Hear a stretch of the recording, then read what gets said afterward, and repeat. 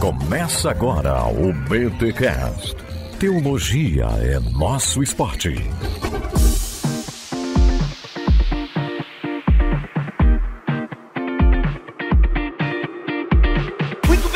Muito bem, começa mais um BTcast, de número 513. Eu sou Rodrigo Bibo e escolhi estar... Será que eu escolhi estar nesse BTcast ou fui obrigado porque é a minha profissão? Caraca, será que eu escolhi? Agora eu tô em dúvida. Eu sou Wellington e nós precisamos falar de Keila. Caraca, de quem? Da Keila? Sim, nós precisamos falar de Keila. 1 Samuel, capítulo 23. Rapaz, agora eu fiquei na dúvida disso aí, hein? Vamos lá, a Keila vai vir com a gente aí. E eu sou o Alcino e eu escolho ser amigo de Deus. Nossa, essa música, cara, ela é sensacional, porque ela é arminiana e calvinista ao mesmo tempo, entendeu? Fui escolhido desde o ventre da minha mãe, entendeu? E de repente... Agrada a todos, né? Agrada todo mundo, cara. Eu fui escolhido... E desagrada todo mundo também. Exatamente. Parabéns, Thales, sensacional, você conseguiu. Eu escolho ser amigo de Deus, eu escolho Cristo todo dia. Estamos aqui num episódio com dois arminianos queridos, o Wellington Mariano, que há tempo não aparece por aqui, e o Alcino, que de vez em quando tá aqui no BTcast, para falarmos sobre livre-arbítrio. Meus amigos, minhas amigas, ouvintes deste podcast, que está há mais de 12 anos na internet, vamos fazer uma defesa do livre-arbítrio. Nossa, Bibo, nada a ver, isso não é a postura do BTcast, o BTcast é sempre dialogal e tal. É que, galera, vamos lá, vem cá comigo. Se você digitar livre-arbítrio no Google, você vai achar um monte de vídeo de pessoas que defendem a não existência do livre-arbítrio. É muito comum, quando se fala de teologia na internet, os expositores falarem contra o livre-arbítrio. Tanto que nós fizemos também um episódio aqui em bibotalk.com sobre Romanos 9 na perspectiva arminiana. Eu não lembro quem participou daquele episódio, mas foi sensacional. Eu não lembro, mas foi bem bom. Foi com dois arminianos e tal. E ali nós explicamos que existe uma leitura arminiana de Romanos 9, porque muitos calvinistas inexperientes acham que basta citar Romanos 9 e acabou a discussão. E a gente mostrou que não é bem assim. Então lembrando, o Bibotalk não é arminiano. Nós realmente damos espaço a todas as visões. A gente já falou sobre perder a salvação nas duas perspectivas, já falamos sobre expiação nas duas perspectivas, mas agora no livre-arbítrio a gente não vai falar em duas perspectivas, porque, grosso modo, a galera diz por aí que não existe livre-arbítrio. Não tem. Tem até videozinhos, né, e memes e tal. Não existe livre-arbítrio.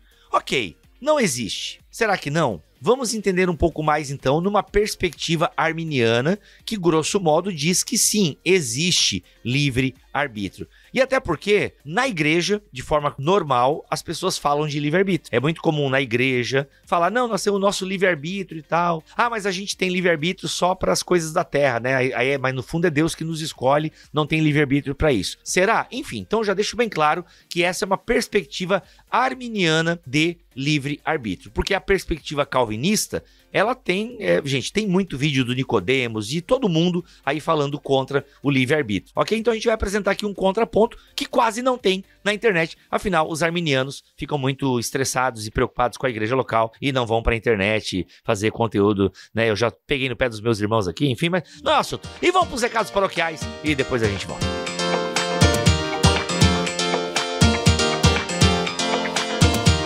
Os recados paroquiais dessa semana, galera, atenção, ó, você que é líder, você que pastoreia, você que está à frente de uma comunidade, você que lidera um ministério numa comunidade, eu tenho uma boa notícia para você que deseja liderar melhor. E para liderar melhor, você precisa estudar com quem sabe do que está falando, e não só sabe do que está falando, mas tem experiência em liderança e tem frutos para mostrar. Gente, fiz uma parceria com a Faculdade Internacional Cidade Viva, numa pós-graduação que eles estão oferecendo sobre liderança cristã. Ou seja, é um curso de pós-graduação e ele tem como propósito o líder cristão, porque a ideia é criar uma visão compartilhada para a excelência na gestão. E olha só, os professores dessa pós-graduação em liderança cristã da Faculdade Cidade Viva são pessoas que realmente entendem do que estão falando. Por exemplo, um dos professores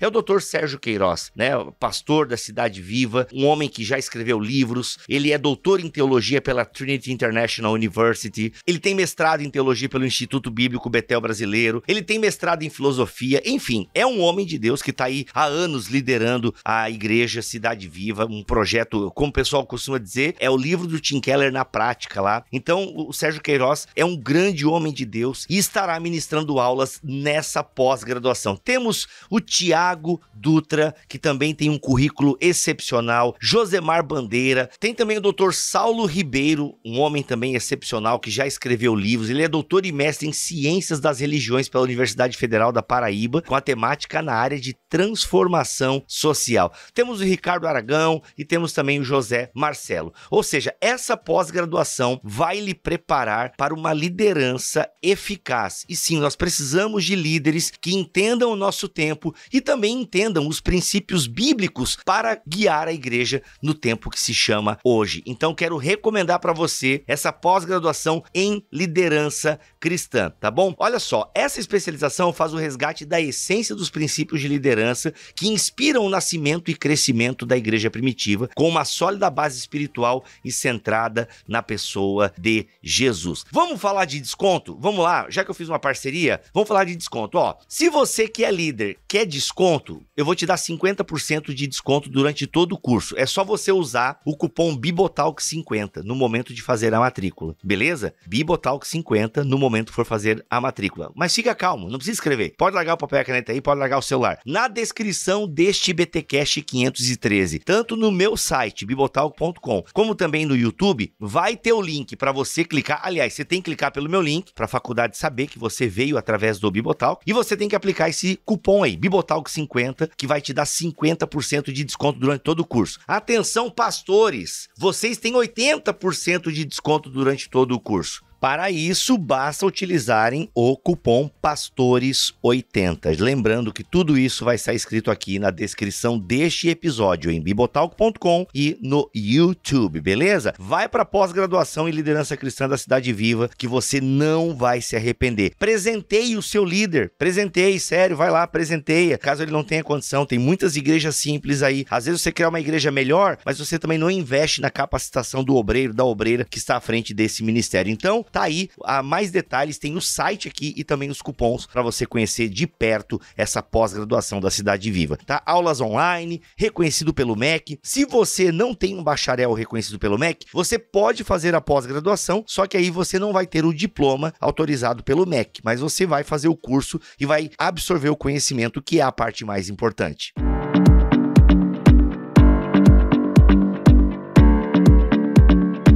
Gente, eu já fiz uma mega introdução na abertura do programa, então eu não preciso falar mais nada. Muito obrigado ao Sino, muito obrigado ao Wellington Mariano por ter retornado aqui ao BTcast. Eu agora vou me recolher na minha insignificância e vocês aí me expliquem, tem livre-arbítrio ou não? Vamos destrinchar esse negócio de livre-arbítrio aí pra galera entender se tem ou não nessa perspectiva que vocês defendem. Acho que seria legal começar conceituando, né? Ok, boa. O que é livre-arbítrio ou arbítrio liberto? Se tem diferença ou não é a mesma coisa? E aí, se tem diferença, conceituar os dois. Se não tem diferença, conceituar então o que nós chamamos de free will. Brincadeira, free will. Como é que é em inglês, ô Mariano? Free will. Free will. Free will. A free will é que eu vi free will. É a baleia. Exato, free will é a baleia. Eu vi agora, semana passada, R$4,90 no Prime Video. Vai lá, Wellington, ajude-nos. Eu acho muito importante a questão da conceituação, porque cada pessoa ela usa o termo dentro de uma escola, dentro de uma tradição teológica de uma maneira diferente. Por exemplo, no livro Livre-Arbítrio Revisitado, escrito pelo Picirilli, ele vai dialogar, por exemplo, com 3 nomes. Ele vai dialogar com Calvino, ele vai dialogar com Edwards, ele vai dialogar com Lutero. E as definições dos 3, elas se sobrepõem em pontos e elas são diferentes entre si. Então, essa ideia de que todo mundo, mesmo dentro de uma mesma escola teológica, como, por exemplo, no calvinismo, que todos eles, quando eles falam de livre-arbítrio, eles estão falando de uma mesma coisa, isso, por exemplo, não é verdade. Então, nós precisamos deixar isso bastante claro. Mas eu acredito que uma definição simples seria: o livre-arbítrio libertário é a ideia ou a noção de que a pessoa pessoa, ela é capaz de fazer ao menos duas escolhas. Ele pode escolher beber água ou ele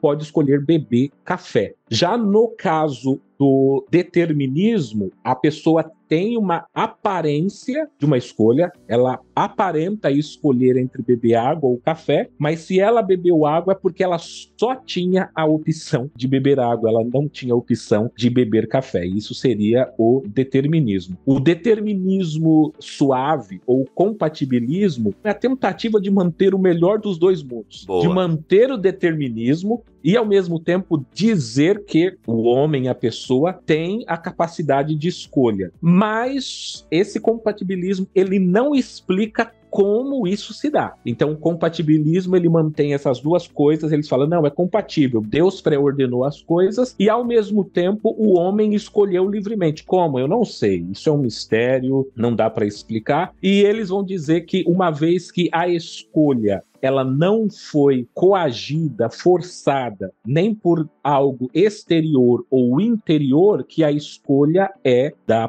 pessoa. E isso é o que a maioria, ou pelo menos grande parte, dos calvinistas tentam defender.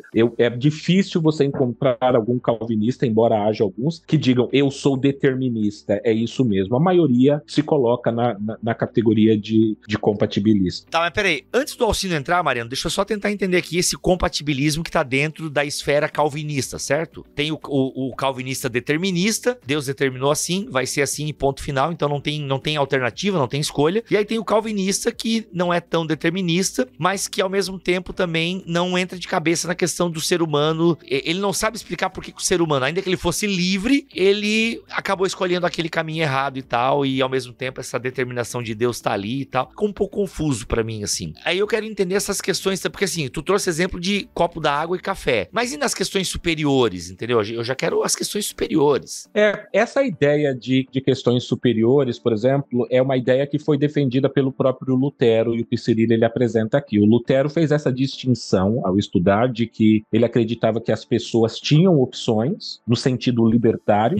Se eu não fui claro, libertário aqui é um termo utilizado dentro da escola teológica arminiana, que acredita que o homem ele tem a opção de duas escolhas, nesse caso, por exemplo, entre seguir a Deus ou não seguir a Deus, no caso seriam duas escolhas, mas que ele é criticado por muitos exatamente no sentido de que não existe essa definição entre coisas superiores e coisas inferiores. E aqui eu sou praticamente forçado a falar da visão ou da relação de soberania dentro do calvinismo. Para Deus ser soberano da maneira que o calvinista entende, para ele ter o controle de todas as coisas e fazer com que as coisas cheguem no plano, em algo que ele quer realizar, ele precisa ter o controle e ele precisa definir o que vai acontecer. Então, para ele ter o controle de tudo, Deus precisa pré-ordenar tudo. Então, da água ou do café, da cor de cabelo que você pinta, da igreja que você vai, do livro que você lê, tudo é Deus que predetermina. Então essa ideia, essa própria distinção de que há coisas inferiores e coisas superiores é uma divisão que não caberia de maneira consistente para se falar sobre livre-arbítrio, por exemplo. Tá, entendi. Um ponto que eu acho importante levantar é o seguinte: quando a gente fala de livre-arbítrio, a gente está falando da capacidade de escolher entre algumas opções, né? Vamos colocar aqui entre duas opções, para continuar no exemplo que o Wellington deu. Só que qual é o ponto importante? Quando a gente fala de livre-arbítrio, quando a gente fala de escolhas, a gente não está em momento algum dizendo que o homem ele é capaz de escolher sem que ele tenha alguma influência externa. Então, o homem ele vai escolher, mas é claro, todos nós sofremos influências. Você só escolhe entre beber água e café porque você gosta de café e porque você gosta de água, senão você não escolheria entre nenhum dos dois. Então o homem ele tem influências externas e o livre-arbítrio está em ele poder fazer escolhas, é claro que delimitadas por essas influências. Isso é importante ser dito, porque qual é a objeção que muitas vezes se levanta ao livre-arbítrio? Os críticos dizem o seguinte: mas se o homem é livre porque ele não pode fazer o que ele quiser, porque defender o livre-arbítrio não é defender que você pode fazer o que você você quiser, porque as suas escolhas sempre serão delimitadas pelas suas influências. Então, ser o livre-arbítrio, tecnicamente falando, é você ter a opção de fazer escolhas dentro das influências que você tem. E aí, pegando esse gancho das influências que o Alcino traz aqui pra conversa, como é que a gente pode falar de livre-arbítrio diante de seres humanos caídos e que, quando a gente teve livre-arbítrio, né, ou seja, pegando aqui, eu aprendi isso na faculdade, né, de luterana de teologia, o ser humano só teve livre-arbítrio no jardim. Depois da queda, a gente já é influenciado pelo pecado e o nosso arbítrio é escravizado pelo pecado em nós, então ele já não é livre, né? Ele já não é livre. Então, como é que a gente fala disso? Como é que a gente responde a isso? Ok, vocês estão dizendo que existe a opção do ser humano escolher, que agora eu já quero ir então para essa questão da salvação, que é onde geralmente o livre-arbítrio acaba pegando. Porque a galera faz isso que o Mariano criticou ali antes, né? Não, para as questões com quem que eu vou casar, aliás, tem pessoas que são deterministas do casamento, esquece esse exemplo. Se eu vou vestir vermelho, se eu vou torcer pro Palmeiras, que ganhou do Flamengo, o time do Alcino, ou se eu vou, sabe, enfim, fazer, se eu vou comprar maracujá ou ameixa, entendeu? Isso você escolhe, são as questões inferiores. Então, agora, Deus não, Deus a gente é escolhido por ele e não há capacidade de seres humanos caídos, mortos em seus pecados e delitos, escolherem Deus. Lázaro não escolheu que Jesus fosse lá e ressuscitasse ele, que eu já ouvi esse argumento, né? Assim, um morto não reage, um morto não tem o que escolher, né? O morto não tem como escolher, por isso não existe livre-arbítrio. Quero ver vocês saírem dessa agora. Primeira coisa aí que a gente precisa pontuar é a seguinte: de fato, o pecado ele afeta o arbítrio do homem. Isso daí é inquestionável. É claro que uma vez que o pecado entra no mundo, esse pecado ele inclina a vontade do homem para fazer o que é mal. E aí tem até uma relação com a doutrina da depravação total, né, que é muito conhecida entre os calvinistas e que nós arminianos também defendemos. Nós também cremos que o homem, uma vez pecador, ele é totalmente depravado. Só que aí tem dois pontos importantes. Primeiro ponto, o que é ser totalmente depravado? Ser totalmente depravado significa que todos nós somos pessoas totalmente ruins? Não, e nem os calvinistas vão dizer isso. Sim, Miller Erickson, inclusive. Né? Exatamente. Eles vão dizer o seguinte: a depravação é total não na sua intensidade, ela é total na sua extensão. Ou seja, não há nenhuma área da nossa vida que não tenha sido atingida pelo pecado. Isso não significa que nós sejamos totalmente maus. Porque o próprio Jesus, quando está pregando lá o famoso Sermão da Montanha, ele fala: vocês, mesmo sendo maus, sabem dar coisas boas aos seus filhos. Então isso mostra o que pra gente? Nós somos seres maus, mas nós somos capazes de, em certa medida, fazer coisas boas. Só que isso não é suficiente para que nós sejamos capazes por nós mesmos de dizer sim a Cristo. E aí o que acontece então? Precisa haver uma outra ação que se contraponha a esse pecado que verga a nossa vontade para o mal, para poder então reequilibrar as coisas. E aí é que nós arminianos cremos na ação da graça, porque a graça vem, atua no homem de tal forma que, enquanto você tem o pecado inclinando a vontade do homem para o mal, você tem a graça que vem, então, e reequilibra a balança e restaura e liberta esse arbítrio do homem, e ele agora é capaz de dizer sim. Mas perceba...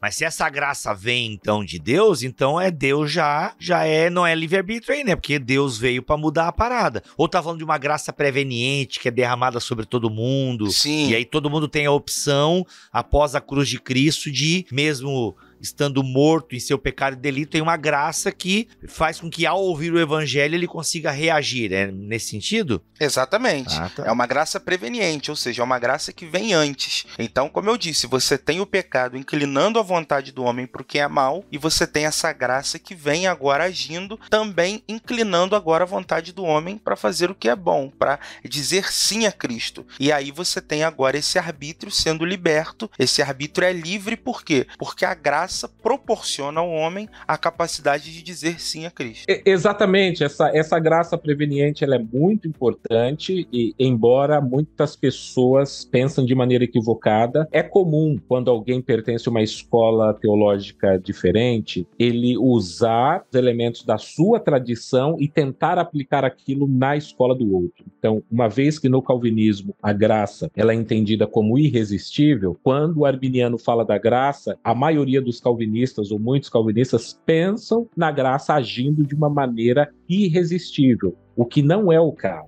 Ou seja, a graça, ela vem, eu gostei muito da expressão utilizada pelo Alcino no sentido de equilibrar a balança. Então, a partir do momento que a graça equilibrou e a pessoa fez a escolha, depositou a fé em Cristo, acontece a regeneração, aí sim a pessoa está do outro lado. Ou seja, a graça preveniente sem a escolha, a ação do homem, por si só, ela não leva a nada. Ou seja, existem muitas pessoas que são objetos da graça preveniente de Deus, mas que optam por não seguir ou não obedecer a Deus. E aí alguém é possível objetar e perguntar, mas então qual o propósito dessa graça?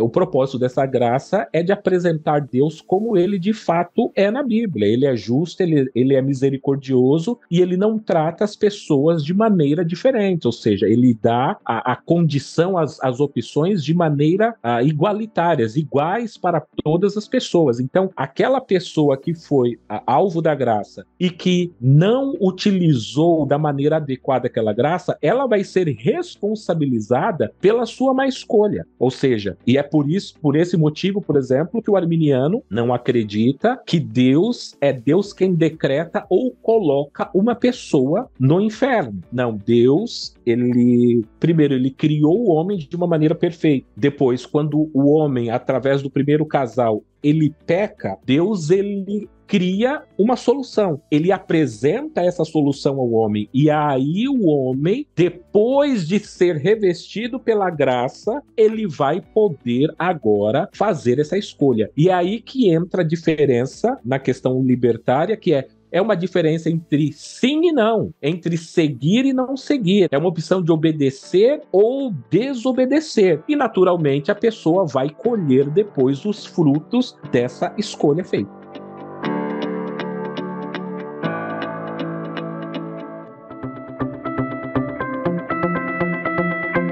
Ok, gente, mas e aqueles personagens da Bíblia que parecem não ter tido muita opção? Me vem à mente aqui Faraó, que foi endurecido pelo próprio Deus, e é como se Faraó não tivesse a opção, tipo, beleza, Moisés, pega aí, mano, vai lá, já que eu tenho outros povos aqui que vão terminar o trabalho, eu vou liberar vocês aí, israelitas, pra fugir aí, tá também, show de bola, obrigado aí, Moisés, né? Até uma próxima, quem sabe. Parece que Faraó não teve muita escolha, né? Outra coisa também, lembro aqui que Jesus diz que alguém tinha que trair ele. Alguém tinha que trair. Aí parece que Judas não teve muita escolha, né? Tipo assim, pô, se Jesus tá dizendo... Gente, eu acho que Jesus disse. Às vezes eu tô reproduzindo aqui uma parada que eu nem sei se foi Jesus, mas na minha cabeça tem uma citação de Jesus que alguém, ou de algum profeta, não sei, que alguém haveria de trair Jesus. Alguém haveria de trair. E aí essa pessoa, né, se alguém haveria de trair, é meio que como se Deus já tivesse meio que decretado que alguém iria trair. Então alguém vai trair. E aí? Onde é que tá o livre-arbítrio dessa pessoa? Onde é que tá o livre-arbítrio de Faraó? Onde é que está o livre-arbítrio do Judas? Ou daquele que seria designado para ser o traidor de Jesus? Eu acho que começando por Faraó, quando a gente lê o texto com mais cuidado, o que a gente percebe ali é uma ideia de que Deus, na verdade, não é que Deus endurece o coração de Faraó a partir do nada. Porque senão fica parecendo que assim, Faraó era um homem neutro, e aí Deus foi lá e endureceu o coração dele para que ele não deixasse o povo de Israel sair. Quando a gente olha para o texto com mais cuidado, a gente percebe que o que Deus faz ali é potencializar um sentimento que já havia em Faraó. E aí existe até uma questão ali de um certo hebraísmo, que é o seguinte: na língua hebraica acontece uma força de expressão que funciona da seguinte forma. Vamos supor que você está num lugar com seu filho e começa a chover muito. E aí você fala para o seu filho assim: filho, não sai na chuva. E ele diz assim: pai, eu vou sair. Aí você diz uma segunda vez: não saia. E ele diz: eu vou sair. Aí na terceira vez você diz assim para ele: pois você não vai sair porque eu sou seu pai e estou dizendo que você não vai sair. Na língua portuguesa funciona dessa forma. Em hebraico seria muito comum você dizer assim: filho, não vai para a chuva. E aí ele diz: eu vou. Aí você diz a segunda vez: não vá. Ele diz, eu vou. E aí você diria assim, pois então eu vou fazer você sair na chuva. Então o que você fez? Você potencializou um desejo que já estava no coração dele. Mas não é que você plantou isso lá. Isso foi algo que já estava nele e você simplesmente se valeu disso para potencializar para que ele realizasse uma determinada ação. Então, no caso de Faraó, a gente vê ali Deus potencializando uma ação que já estava, ou melhor, um sentimento que já estava no coração dele, que era de ser resistente quanto à saída do povo do Egito. Eu acrescentaria na fala do Alcino, uma excelente explicação, de que Deus, no caso de Faraó, não é que, como o Alcino disse, a ação partiu de Deus, é que a pessoa chega em um estágio, como o Alcino disse, o filho que falou por 2 vezes ao pai que ele vai sair na chuva, ele chegou num estágio que aquela pessoa não quer mudar. A influência do pai para ele já não funciona mais, ou seja, ele rejeita a influência do pai. E ao rejeitar a influência do pai, o pai, a partir daquele momento, ele não tenta mais influenciar o filho para tomar a escolha correta, ou seja, ele entrega aquela pessoa à sua própria inclinação, ao seu próprio desejo. É nesse sentido, não é no sentido da ação de que Deus foi e colocou aquele desejo no coração de Faraó. Porque veja, Bibo, nós vamos tentar aqui apresentar as coisas de uma maneira consistente. Dentro da escola calvinista determinista, quando fala então que Faraó não deixou o povo ir, foi Deus quem colocou aquele desejo nele. Então, a ação toda partiu de Deus, era a vontade de Deus. E aí pergunta-se agora de que maneira Faraó seria responsável por isso.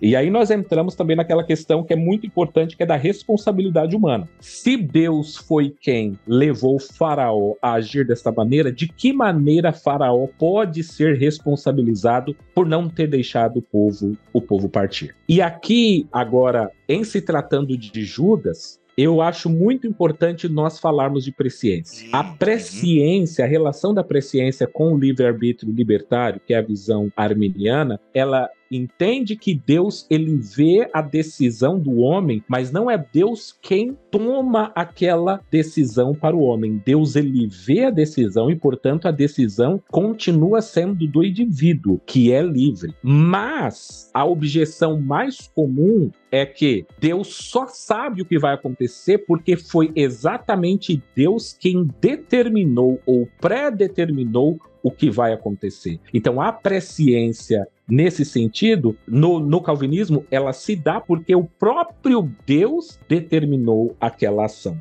E nós vemos que nem sempre é assim. E aqui no começo da minha fala, eu disse que nós precisaremos falar sobre Keila, e aqui eu peço a sua autorização para que eu possa ler alguns versículos do capítulo 23 do primeiro livro de Samuel. 1 Samuel 23. Cara, tu acha que tipo de podcast a gente é, assim, que tu quer pedir licença para ler a palavra de Deus aqui nesse podcast? Pode ler, mano. Diz assim: quando disseram a Davi que os filisteus estavam atacando a cidade de Keila e saqueando as eiras, ele perguntou ao Senhor: devo atacar esses filisteus? O Senhor lhe respondeu: vá, ataque os filisteus e liberte Keila. Os soldados de Davi, porém, disseram: aqui em Judá estamos com medo, quanto mais se formos a Keila lutar contra as tropas dos filisteus. Davi consultou o Senhor novamente. Levante-se, disse o Senhor, vá à cidade de Keila, pois estou entregando os filisteus em suas mãos. Então Davi e seus homens foram a Keila, combateram os filisteus e se apoderaram de seus rebanhos, impondo-lhes grande derrota e libertando o povo daquela cidade. Ora, Abiatar, filho de Aimeleque, tinha levado colete sacerdotal quando fugiu para se juntar a Davi em Keila. Versículo 7. Foi dito a Saul que Davi tinha ido a Keila, e ele disse: Deus o entregou nas minhas mãos, pois Davi se aprisionou ao entrar numa cidade com portas e trancas. E Saul convocou todo o seu exército para a batalha, para irem a Keila e cercarem Davi e os homens que o seguiam. Quando Davi soube que Saul tramava atacá-lo, disse a Abiatar: traga o colete sacerdotal. Então orou: ó Senhor, Deus de Israel, esse teu povo ouviu claramente que Saul planeja vir a Keila e destruir a cidade por minha causa. Será que os cidadãos de Keila me entregarão a ele? Saul virá de fato, conforme teu servo ouviu? Ó Senhor, Deus de Israel, responde-me. O Senhor lhe disse, ele virá. E Davi novamente perguntou, será que os cidadãos de Keila entregarão a mim e a meus soldados a Saul? E o Senhor respondeu, entregarão. Então Davi e seus soldados, que eram cerca de 600, partiram de Keila e ficaram andando sem direção definida. Quando informaram a Saul que Davi tinha fugido de Keila, ele interrompeu a marcha. O que aconteceu aqui nessa passagem é que Davi perguntou a Deus. Davi encontrava em uma cidade cercada, sitiada, murada, e quando Saul tomou conhecimento de que Davi estava naquela cidade, ele pensou, só pode ter sido Deus, porque Davi entrar numa cidade com portas, com trancas, sabendo que eu estou à procura dele, só pode ter sido uma intervenção divina.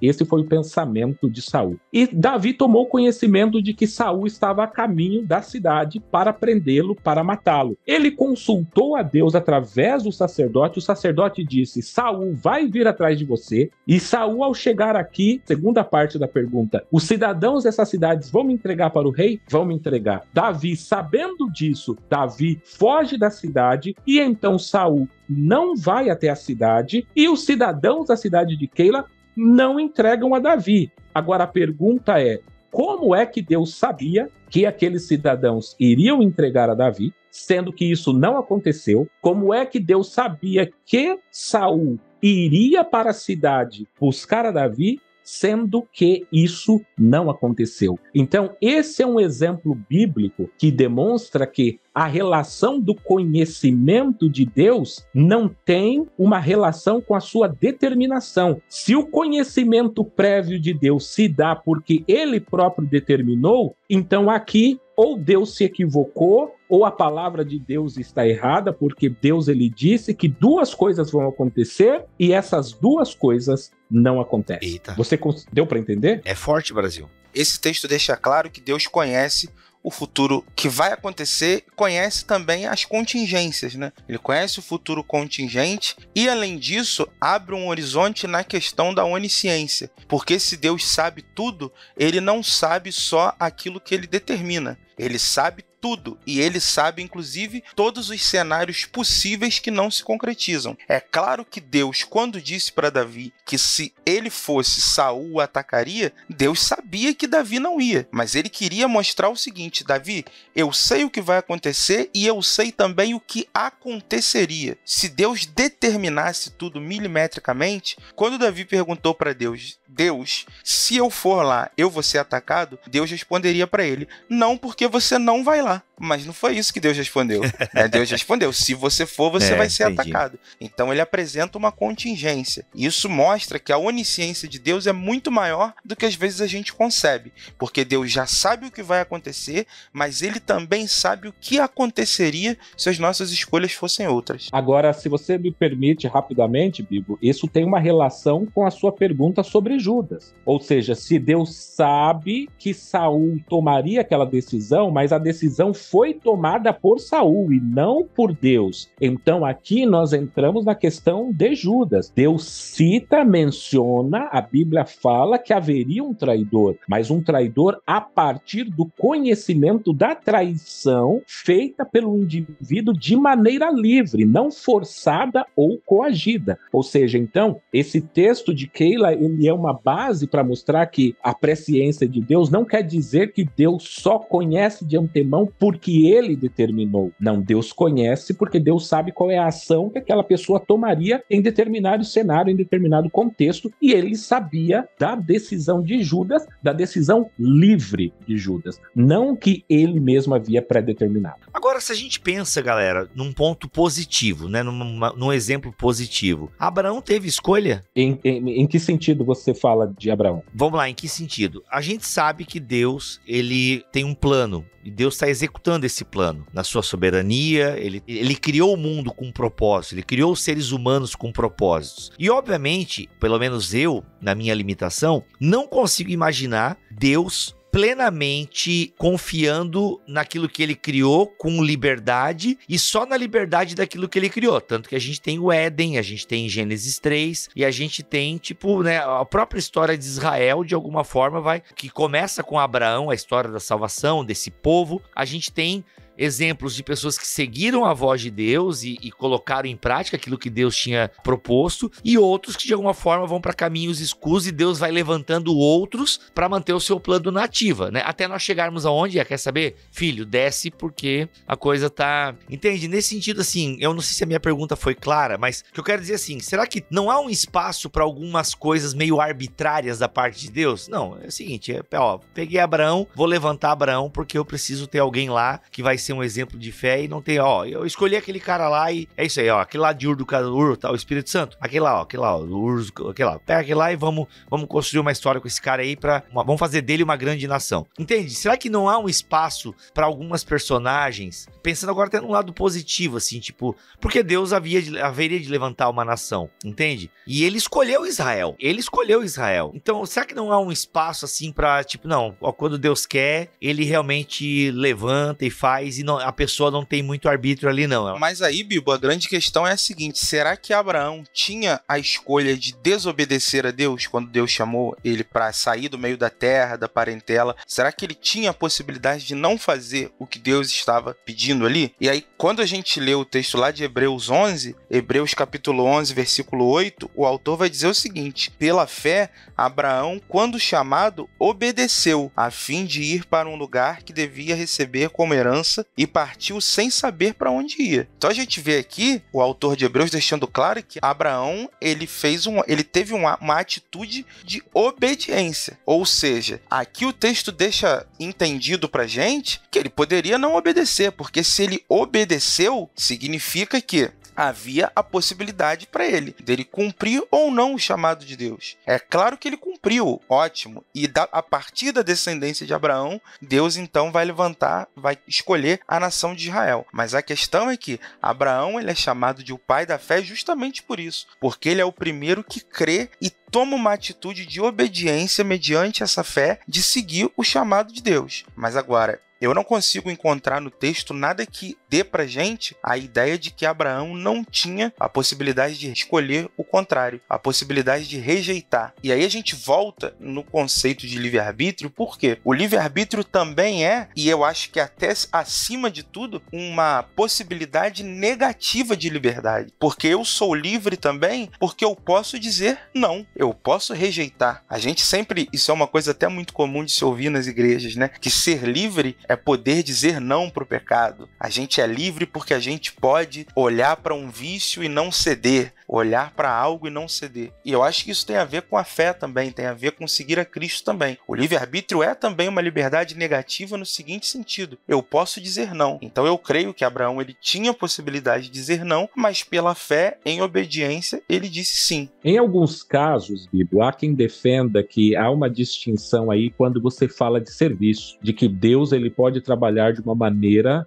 mais rígida em se tratando de serviço e não necessariamente salvação. Isso é... boa! Isso é debatido, por exemplo, quando se fala sobre, por exemplo, Paulo, se Paulo tinha ou não a opção de pregar o evangelho. Então, há quem defenda de que Deus ele escolheu e ele trabalha de uma maneira, vamos dizer assim, mais firme em se tratando de serviço, mas é de serviço para ele. Essa é uma pergunta muito comum. É muito comum algumas pessoas mencionarem o seguinte: se existe livre-arbítrio, então me mostra onde está o livre-arbítrio de Jonas, do profeta Jonas, que ele não queria ir. Boa! Ele não queria ir, mas ele acabou indo. Então, aí a explicação que dá é exatamente do serviço. Deus não está falando vamos dizer assim, porque o foco principal aqui, Bibo, é a salvação, é a soteriologia, eu tenho a opção de dizer sim a Deus ou não. Então, quando você fala de Jonas, nós temos as duas coisas. Jonas acabou indo, mas veja, Jonas acabou indo contra a sua vontade. Então, nós temos aqui duas coisas, porque, ele acabou indo, mas na ideia acabou indo, então por que Deus não mudou a vontade de Jonas a fim de que ele quisesse ir participar? Mas o texto deixa claro que ele foi mais contra a sua vontade. Deus o levou até lá, mas se você for analisar a vontade dele era de não ir, de não pregar e de não ensinar. E Deus usou tudo isso de uma maneira didática para ensiná-lo uma grande lição acerca do amor para com outras pessoas, o amor para com os nossos inimigos, porque na verdade os ninivitas eram grandes inimigos dos israelitas, e esse era um dos grandes empecilhos para que Jonas fosse pregar. Eu não quero pregar para a pessoa que invadiu o meu país, que matou os meus compatriotas. Eu odeio essas pessoas, por isso eu não quero pregar. Boa! Mas veja que nós não estamos falando de salvação aqui, nós estamos falando de serviço, de ir pregar em um determinado local, ou como você falou, de levantar alguém. E eu acredito que essa distinção seja importante, porque às vezes as pessoas pegam talvez um caso de serviço e tentam colocar esse serviço equiparado à mecânica ou à maneira como que Deus salva.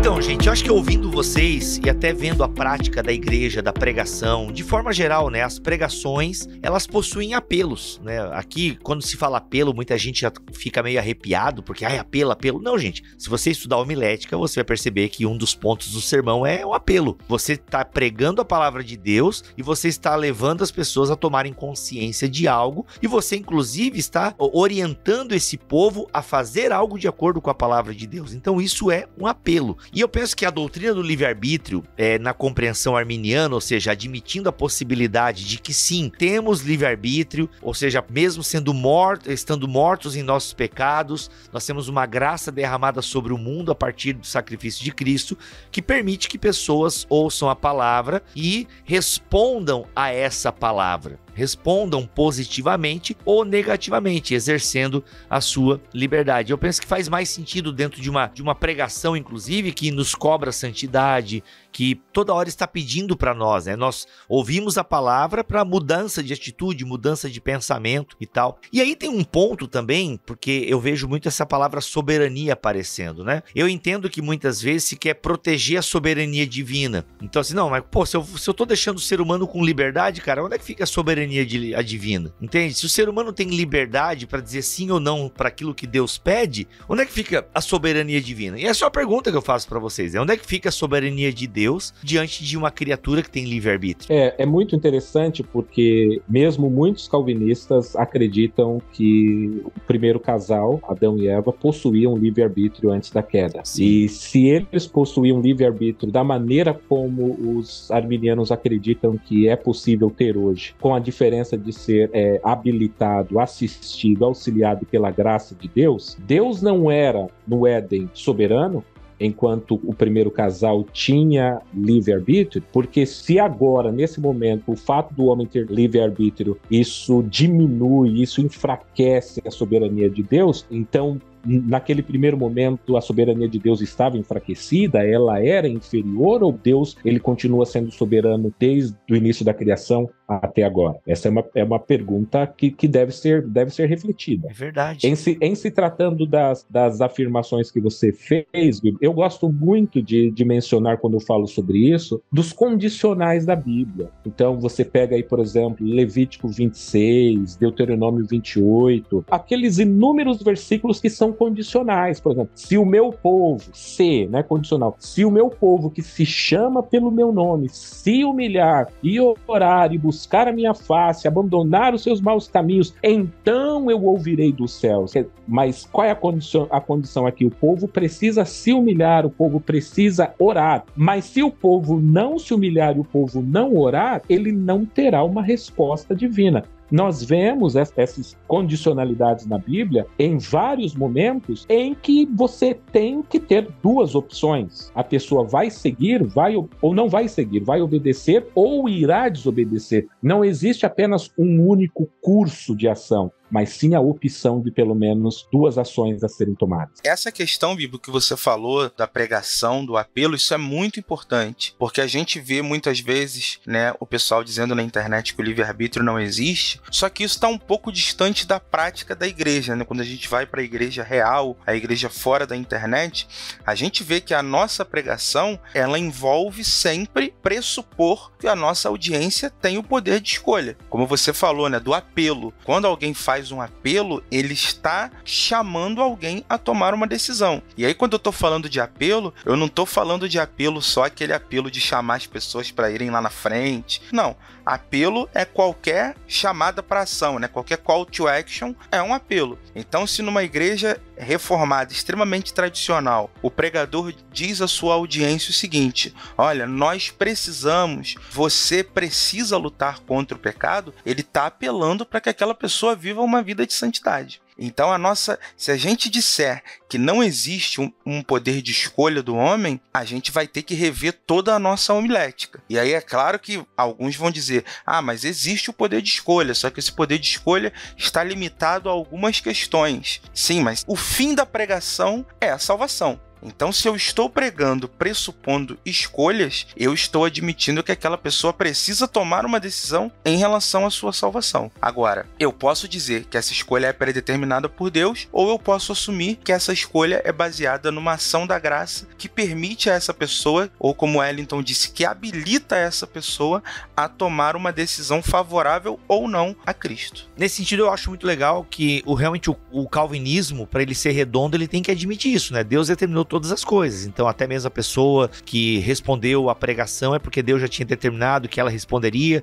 que ela seria santa e se santificaria e tal, enquanto aqueles que não responderam é porque Deus quis assim e tal. É uma forma de pensar, obviamente, né? Mas a gente pensa de maneira diferente pelo que eu tô vendo aqui. Eu só gostaria de mencionar o seguinte: quando o Alcino falava da pregação, e a pregação é muito importante, é que a Bíblia fala que a fé vem pelo ouvir e o ouvir pela palavra de Deus. Então, o momento que a palavra está sendo pregada e o pregador está pedindo, está chamando alguém a tomar uma atitude, a tomar uma posição diante daquilo que foi exposto, se o que está sendo falado é a exposição bíblica verdadeira da palavra de Deus, a palavra de Deus é um meio de graça. A pessoa está sendo habilitada a responder exatamente porque ele está ouvindo a própria palavra de Deus. Não é a palavra do pregador, ou seja, a palavra de Deus. Então, ela, naquele momento, está capacitando o ouvinte a tomar a decisão. Sensacional, sensacional.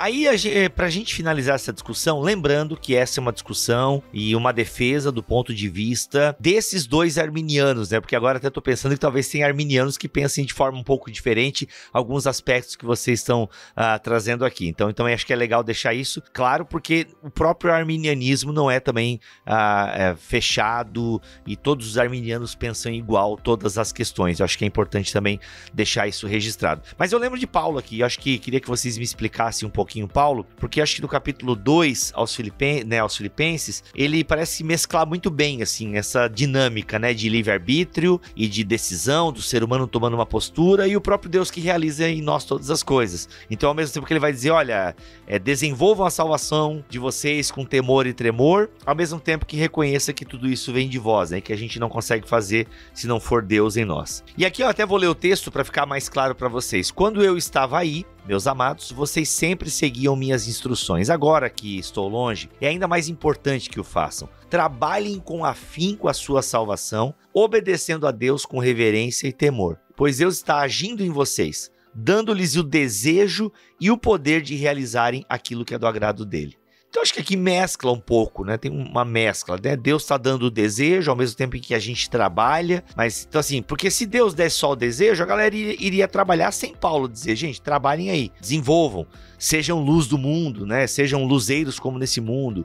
Vai dando uma série de orientações para a igreja agir. Acho que é interessante essa fala de Paulo. Paulo também está dizendo o seguinte para eles: olha, vocês não têm que ser dependentes de mim. Independente de eu estar aí ou não, vocês são capazes de fazer o que precisa ser feito para manter as coisas na ordem correta, né? Manter as coisas em ordem. Então também tem a ver com isso. Esse texto, Paulo também está deixando claro que aquela igreja não poderia ser dependente da figura dele. E em se tratando desse texto, o Bibo, eu gostaria de chamar a atenção para o seguinte: é comum ouvir a objeção de que a escolha do homem, ela traz glória, ou seja, então ela retira a glória de Deus. Ao escolher algo, o homem teria motivo de gabar-se, de se elevar acima de Deus, ou seja, porque ele escolheu a Deus e o seu irmão do seu lado não escolheu a Deus, então quem escolheu a Deus é melhor do que aquele que não escolheu. E aqui eu acredito que o exemplo do Éden é ilustrativo mais uma vez. Por quê?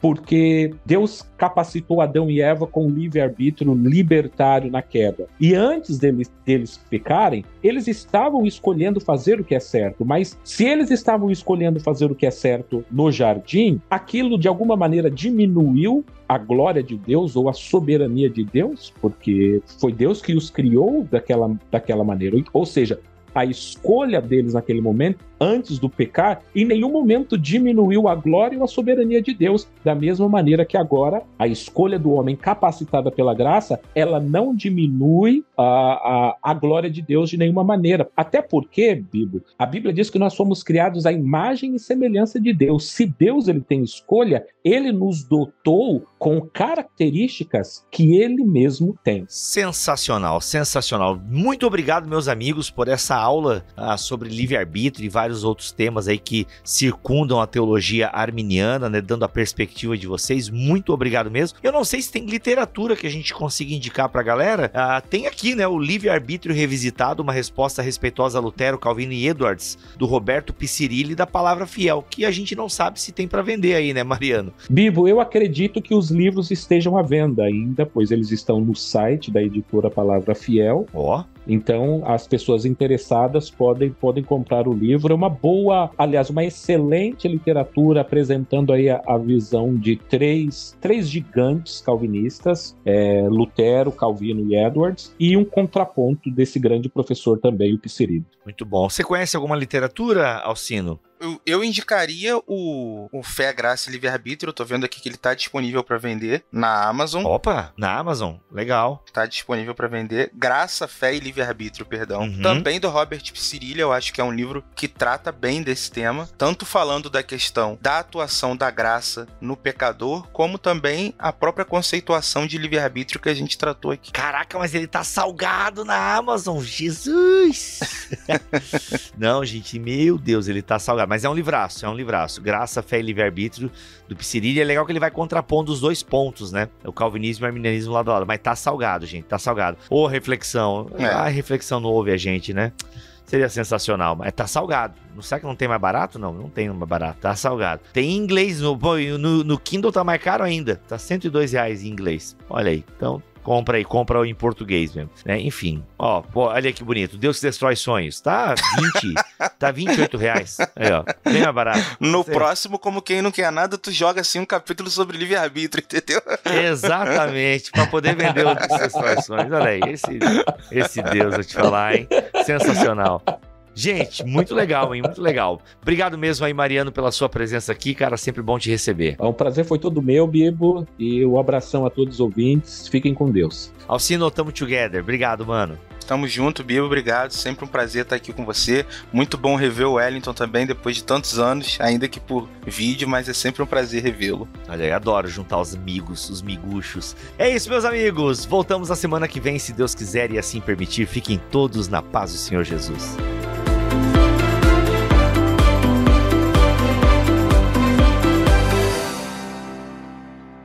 Este podcast foi editado por Bibotalk Produções.